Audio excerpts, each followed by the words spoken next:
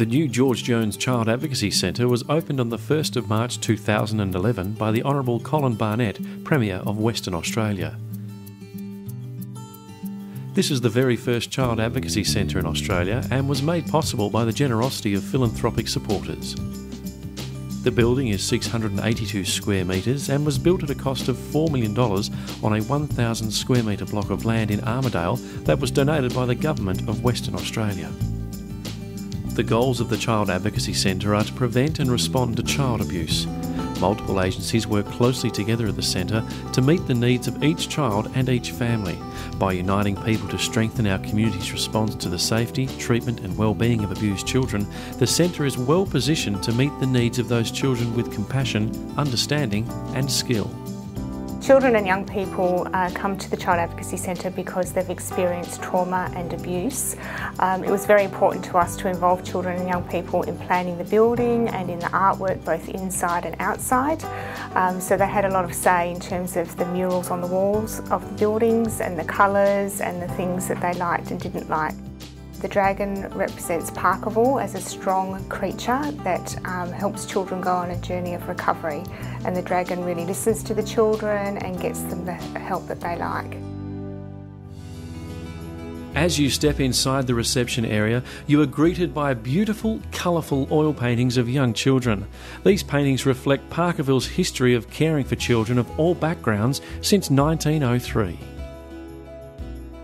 The centre is home for many staff, including advocates, counsellors, receptionists and support staff. Since we moved in, the staff have really enjoyed working in the Advocacy Centre. It's a beautiful building, everything's new and clean and great technology. They've got a really relaxed staff room where they can have lunch and breaks. The centre provides state-of-the-art training and meeting room shared by other agencies and is a space for nurturing professional development in the local area and for conducting groups for carers and groups for children.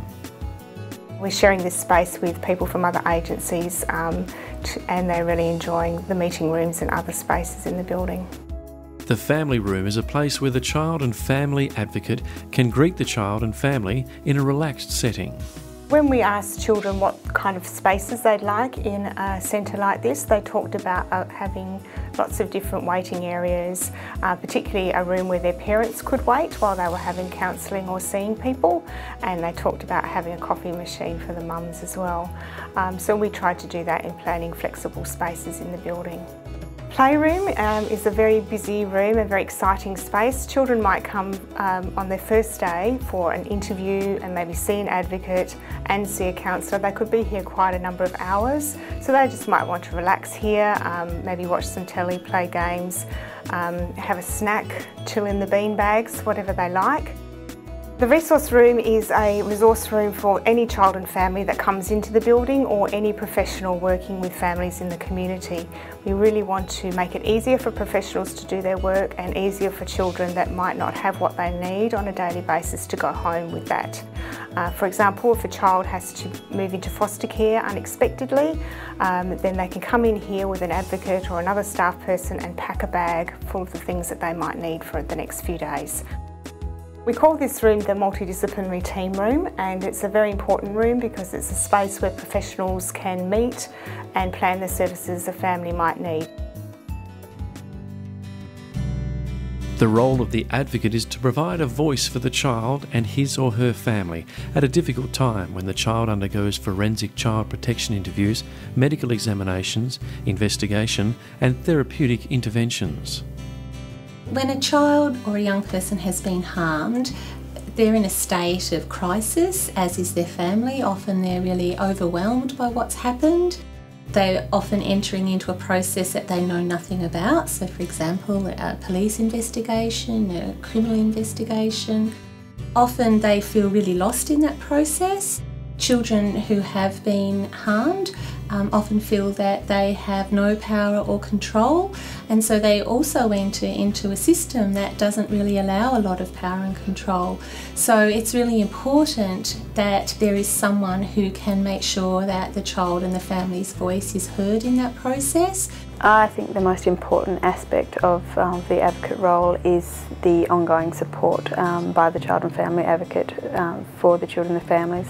Having that one person to refer back to, the one person that's on their side throughout the entire process, to reassure them, to let them know that there is somebody still out there, somebody to be on their side and to come back to. The forensic interview rooms are designed according to police specifications. It is here that each child is formally interviewed by specialist interviewers about the harm that has occurred to him or her. Children throughout the metropolitan area travel into the city for forensic interviews. Until we opened the centre in March, that was the only place that they could be interviewed. So this really brings that service out into the local community, which means children aren't so tired when they're arriving for interviews, they're more relaxed, and usually the parents aren't as stressed as well. Historically, what used to happen is a child would disclose abuse, and particularly from my experience, sexual abuse, and then they would have to go to multiple different locations all around Perth. So they would have to go to one place to get their physical examination, they would then have to go to another place to go get their interview, sometimes having multiple interviews, having to go to a local police station. It's an extremely emotional process for children to actually disclose abuse, let alone having to disclose it to multiple people. There's a huge amount of reluctance for the child to tell their story. So having this model, having this centralised system, the child's really nurtured. They've got one person that they can actually liaise with, which is the child advocate.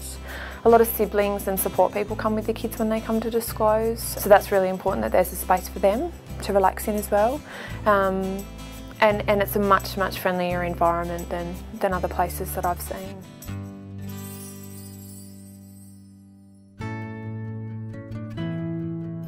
The role of the psychologist here that's dedicated to the Child Advocacy Centre clients, she does a lot of consulting work, she provides an emergency consult and assessment if needed for clients as they come in. Some of the other services we offer are protective behaviours, so we can do protective behaviours with the children to help make them feel safe.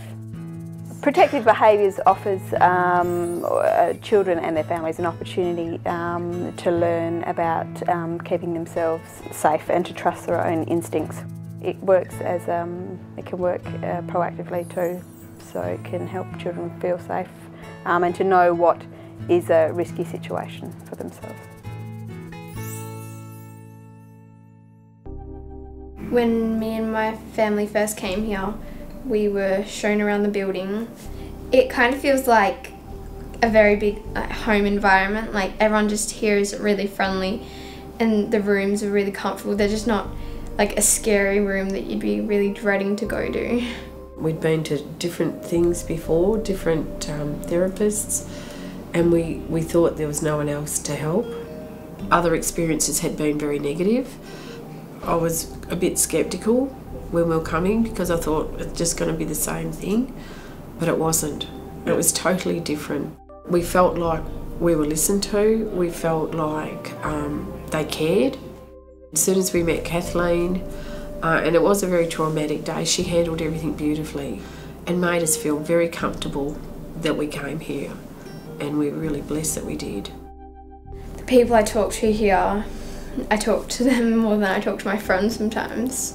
From Kathleen, I'm getting so much more help than I was last time from my last therapist. She's just a lot more nicer and bubbly, and I feel more comfortable when I'm talking to her. She definitely takes what I have to say seriously.